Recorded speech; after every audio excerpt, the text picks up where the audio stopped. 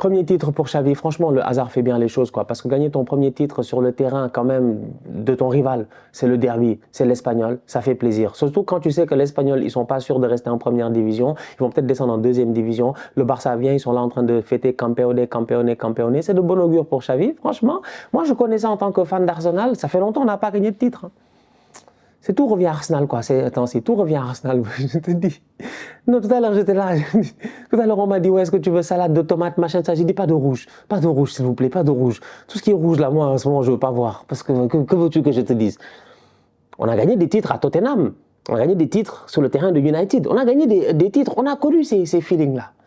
C'était il y a 20 ans, en tout cas. Eh ouais. Non, bien joué, Xavi. Salam, salam, outsider. Le débrief commence maintenant. Le Barça est champion d'Espagne aujourd'hui après la victoire 4-1 sur le terrain de l'Espagnol Barcelone. Franchement, on va être très sérieux entre vous et moi. Une très très belle performance de la part des Coolers. En réalité, le score c'est même 4-2 parce que je viens de me rappeler qu'en fin de rencontre, ils ne se sont pas gérés. Aujourd'hui, le Barça a été champion d'Espagne et le Barça a sorti une performance qui a été extrêmement intéressante. Cependant, il a fallu attendre la fin de la saison pour voir du beau football, contrairement à Arsenal. Et finalement, ils sont champions. Donc peut-être qu'ils avaient raison. Que voulez-vous? Que voulez-vous? Que voulez-vous? Les émotions sont mixées, les émotions sont mélangées. Il y a des mixed feelings à l'intérieur de moi-même. En ce moment, moi-même, je ne comprends pas. C'est-à-dire que nous, toute la saison, on a bien joué au football. On a bien joué au football, franchement. On était là, des tiki-taka, des Saka, des Ben Blanc, des machins, etc. Je sais, c'est un débrief de la Liga. Laissez-moi dans mes délires. Je sais que c'est un débrief de la Liga. Cependant, j'ai mal. On était là, je dis bien, on proposait un football, mais excellent. Un football tranchant, un football sensationnel. Sincèrement, Martinelli, Granit Xhaka, mais je parle même pas de Zinchenko qui venait se positionner au milieu de terrain. Tout ce football-là pour aujourd'hui finir deuxième. Les autres Coolers là, c'est bandits. Toute la saison, je leur ai mis des balles perdues. Toute la saison, j'ai attaqué Ferran Torres. Toute la saison, j'ai parlé de leur tocarisme. En termes de football, c'est vrai que ça n'a pas été le plus intéressant. En termes de jeu, on a cherché plusieurs fois qu'est-ce que Xavi voulait faire. Cependant, à la fin, ils sont champions. Bravo! Non les gars, vous avez gagné. Les gars, vous avez gagné. Vous êtes champion d'Espagne et à mon humble avis, c'est largement mérité. Aujourd'hui, ce Barça-là, non seulement c'est la meilleure défense du championnat, on va d'abord commencer par là. Ter Stegen a pris 2 buts aujourd'hui en fin de match. Sur la dernière occasion, il pète un câble. Il est fâché, il est champion, il célèbre, mais il est fâché. Pourquoi? Parce qu'il voulait son clean sheet. Ça, c'est une mentalité de gagnant. Ce Barça-là qui est champion pour la première fois depuis 2019, c'est très très bien pour Xavi. C'est très très bien pour les plans de Xavi dans le futur parce que c'est un Barça qui aujourd'hui est en train de reprendre la mentalité de la gagne, de reprendre cette culture de la gagne. Avant de gagner en Europe, il fallait, je dis bien, regagner localement, regagner chez soi. Et aujourd'hui, c'est eux les rois. Le Barça a gagné son titre, c'est mérité. Défensivement parlant, toute la saison, ils ont été solides. Marc-André Ter Stegen a été excellent. Il a battu les records de clean sheet. Que dire, je dis bien, du bac. Baldé, Araujo, Christensen et Jules Koundé. Christensen est arrivé en début de saison. Immédiatement, il s'est installé, c'est devenu un patron. Jules Koundé, il a été obligé de migrer sur le côté droit. Sauf quand il y avait Vinicius, à ce moment-là, il y avait Araujo qui était là. Sinon, Jules Koundé, il fait une très belle saison aussi. Araujo, il s'est géré. Je pense qu'il nous a tous confirmé que c'est lui le vrai patron. Baldé, c'est incroyable. Une trentaine de matchs cette saison. Franchement, c'est à saluer. C'est-à-dire que les Catalans, même pas on a fini de digérer Pedri, qui est encore un gamin. On n'a même pas encore fini de trouver l'acte de naissance de Gavi, qui nous ont proposé Lamine Yamal, qu'aujourd'hui, ils vont commencer la propagande Baldé, Golden Boy. Ils ont raison.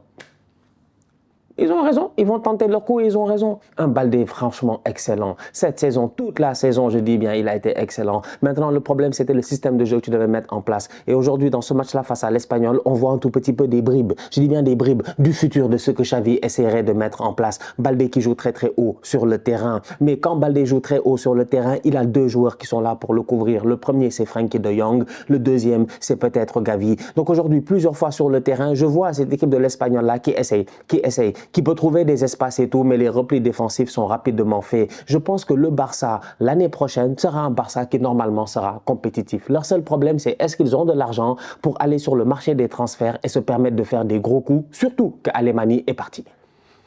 Tu peux avoir de l'argent, mais tu n'as pas Alemany. Donc après, tu peux pas trouver les bons deals. En fait, le truc, il est là. Donc aujourd'hui, moi, j'ai hâte de voir comment Laporta va s'en sortir. Mais la vérité, elle est là. Ils sont champions et tout a commencé par la défense. C'est que défensivement parlant, toute la saison, ils ont été solides et ça, on n'en a pas assez parlé. fallait les saluer. Que dire de Sergio Busquets? C'est la fin. C'est la fin. Aujourd'hui, il a fait des récupérations. Il a été bon, le Sergio Busquets. Il a même été agressif, le Sergio Busquets, aujourd'hui. Tu sens que c'est la fin. Il a envie de se faire plaisir. Il va partir avec tous les honneurs. Aujourd'hui, en tant que capitaine du Barça, il aura l'occasion de partir en soulevant le trophée de champion. Jordi Alba, je pense qu'on a tous compris au courant de la saison. Lui-même, il a compris que le boy Baldé est venu. C'était la saison de la confirmation. Pas la saison. Pas la confirmation. C'était la saison, je dis bien, de l'éclosion pour Baldé. Et Baldé a éclos. Baldé est sorti. Il a éclos. Il est sorti de l'œuf. C'était un petit poussin. Et même au courant de la saison, il a commencé à courir et à voler. Baldé n'a plus notre temps. Donc aujourd'hui, je pense que ce Barça-là est dans une bonne transition. Il y a eu des jeunes au courant de la saison qui sont venus et qui se sont imposés. Gavi est passé à un autre palier. Baldé est rentré dans le jeu. Ansu Fati ne sait pas gérer. Ferran Torres peut mieux faire. Mais Rafinha, dès qu'il est arrivé, lui aussi, il a performé. Ousmane Dembélé, s'il n'y avait pas eu sa blessure, je pense qu'il aurait fait une saison pleine. Donc du coup, il y a des jeunes qui ont pris leurs responsabilités et il y a des anciens qui s'en vont. C'est ça la beauté aujourd'hui, je pense, au Barça. Moi, c'est ça la conclusion que j'en fais un tout petit peu. En attendant d'en reparler plus en profondeur dans les prochaines semaines et tout, calmement pour faire un bilan. Mais la vérité, elle est là en fait. Vite fait comme ça, moi, c'est ça que je me dis, il y a une transition qui s'est faite. Il y a un Sergio Busquets qui va partir. Il y a un Jordi Alba qui sait qu'il doit partir. Il y a un Sergio Roberto, il sait qu'il n'a plus de place dans cette équipe-là. Mais il y a des jeunes qui nous ont montré que eux, on doit compter sur eux pour les prochaines années. Donc, j'ai hâte de voir. Robert Lewandowski, il a claqué son but aujourd'hui. C'est bien, c'est bien. Il va sûrement finir Pichichi. Attention, rien n'est encore fini. On ne sait jamais avec Karim Benzema. On va voir après la Ligue des Champions comment Benzema va réagir. Mais pour le moment, Lewandowski se gère. Il claque son but.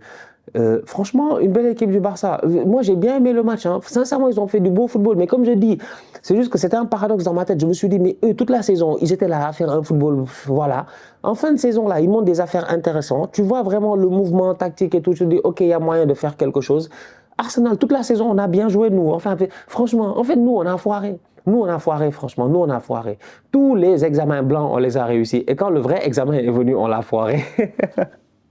Alors que le Barça, c'était le dernier de la classe. On a fait le bac blanc ici, on a fait toutes les épreuves. Le Barça a toujours fini dernier, mais quand l'épreuve vraie est venue, quand le bac est arrivé, ils ont dead ça. Franchement, bien joué de leur part. Une équipe que j'ai hâte de voir dans le futur avec Xavi, parce que franchement, pour moi, Xavi, OK, il y a beaucoup de doutes. Il y a eu des doutes au courant de la saison. Mais un bon mercato, de bons recrutements. On repart la saison prochaine et on verra ce que ça va donner. Top performance de la part de Pedri et Frenkie de Jong. J'aimerais les saluer. Deux joueurs qui, pour moi, sont très importants dans cette équipe-là. Deux joueurs qui vont être le futur de cette équipe-là. Demain, qui va être à côté d'eux? En fait, c'est ça la question.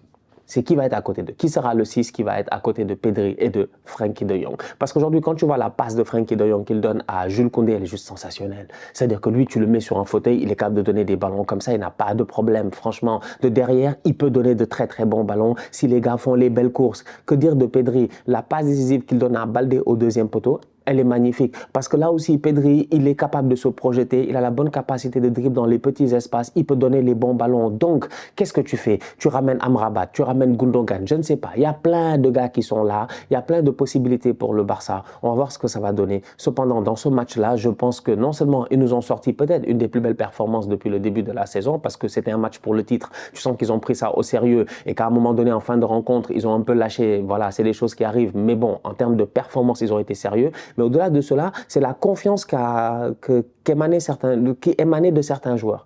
Frenkie de Jong a vraiment été au top. Franchement, il a été au top. Et quand je pense qu'à un moment donné, ça voulait le vendre à Ten Hag, ou ça doutait, ou quoi que ce soit, c'est un excellent joueur. Je l'ai toujours dit ici. Je pense qu'en début de saison, j'ai dit, de tous les joueurs du Barça, s'il y en a un qu'il ne faut pas vendre, c'est Frenkie. S'il y en a un avec lequel tu vas même négocier, c'est Frenkie. Parce que Frenkie, c'est jouer au football. Tu le vends, tu le regrettes. Tu vas le regretter. Dans la foulée, tu vas le regretter parce que n'importe où il va aller, il va exploser. S'il arrive en Angleterre, il devient un top player.